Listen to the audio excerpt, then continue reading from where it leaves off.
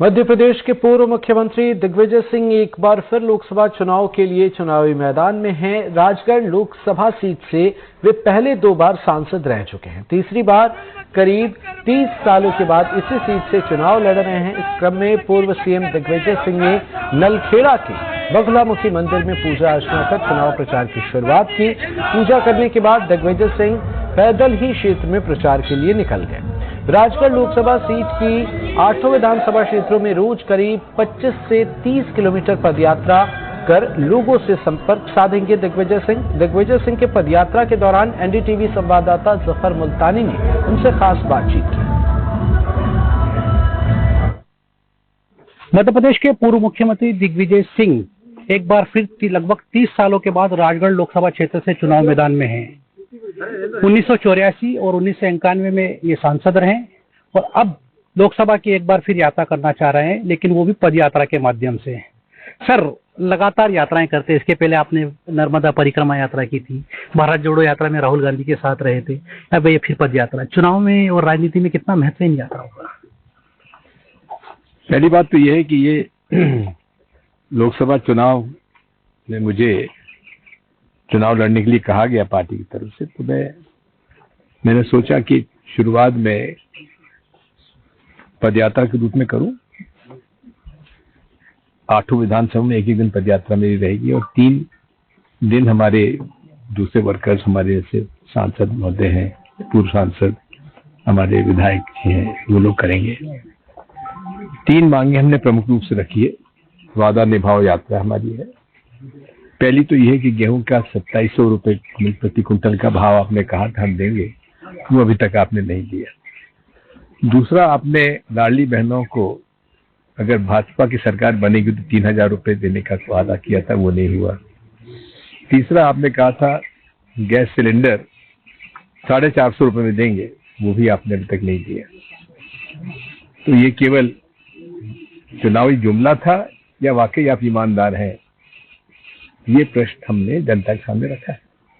इस क्षेत्र में लगातार आपके परिवार का दबदबा निश्चित तौर पर रहा है, लेकिन बावजूद इसके ज्यादा बार जो है भारतीय जनता पार्टी से संबंधित प्रत्याशी जीते हैं, क्या वजह मानो इस बार क्या रहे? देखिए, मेरा परिवार का इसमें कोई बात नहीं है। हम लोग कांग्रेस के लोग हैं और कांग्रेस पार्टी के लोगों ने मुझे समर्थन दिया, लोगों ने कांग्रेस पार्टी को समर्थन दिया।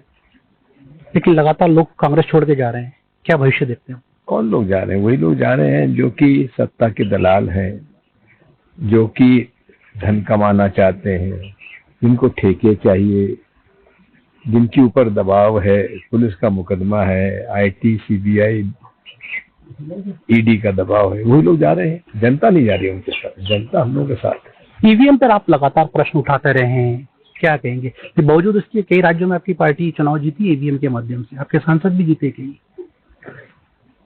ईवीएम बहुत ही चतुराई से भारतीय जनता पार्टी इसका उपयोग करती है। वो पूरे प्रदेशों में हर असेंबली सेगमेंट में नहीं करती।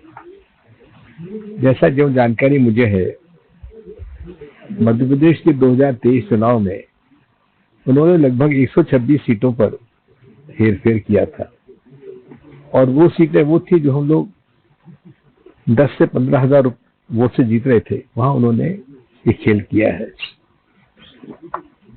और इसमें मेरे पास बहुत लोगों की मांग आ रही है कि राजगढ़ लोकसभा सीट से हम लोग लगभग 400 उम्मीदवार खड़े करें ताकि मतपत्र से चुनाव हो, मशीन से चुनाव ना हो।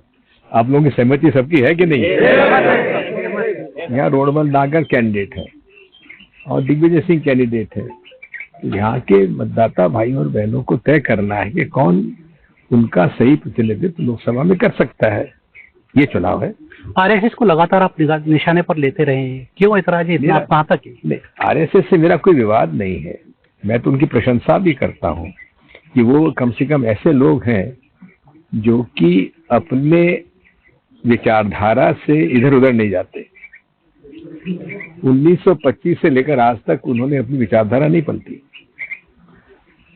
और पूरे तरीके से वे अपने विचारधारा पे अडिग रहते हैं।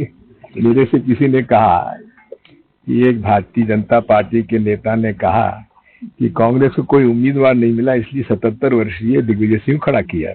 मैंने कहा चलो आओ मेरे साथ 77 वर्षीय दिग्विजय सिंह के साथ पैदल धूप में चलो।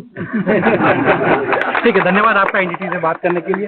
तो पूर्व मुख्यमंत्री दिग्विजय सिंह थे हमारे साथ में, जो कह रहे हैं कि इस बार का जो चुनाव वापस प्रश्न किया है उन्होंने ईवीएम पर, जो ईवीएम पर जो प्रश्न वापस से दोबारा उठाया है, और उन्होंने कहा है कि वोटिंग मशीन की बजाय जो है बैलेट पेपर पर चुनाव होना चाहिए।